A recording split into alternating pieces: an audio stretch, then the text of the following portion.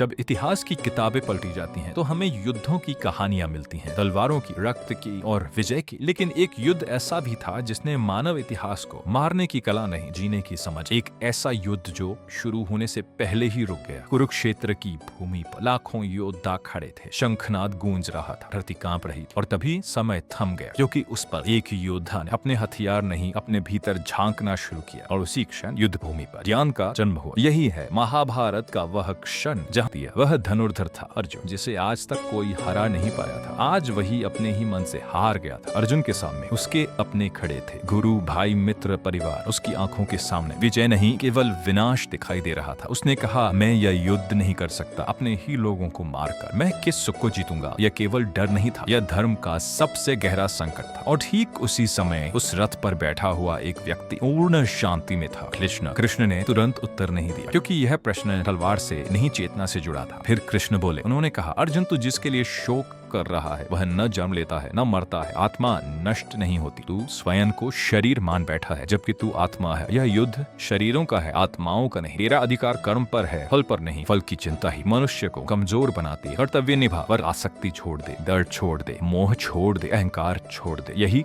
धर्म है। गीता का यह ज्ञान केवल अर्जुन के लिए नहीं था, यह हर उस इंसान के लिए था जो कभी जीवन में भय, भ्रम और दुख के बीच फंस गया हो। कृष्ण ने कहा, धर्म से भागना अधर्म है और धर्म में डटे रहना ही सच्चा साहस है। यह युद्ध अब राज्य के लिए नहीं था, यह आत्मा की परीक्षा थी। तभी कृष्ण ने शांत स्वर में कहा, अशोचान व शोचस्त्वम प्रज्ञावादांश्च भाष्य।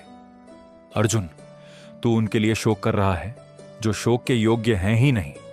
गतासून गतासूंश्च नानुशोचन्ति पंडिता। ज्ञानी न तो जीवित के लिए शोक करता है न मृत के लिए। कृष्ण बोले, जिसे तू मृत्यु समझ रहा है वह केवल शरीर का अंत है। आत्मा न जन्म लेती है न मरती है।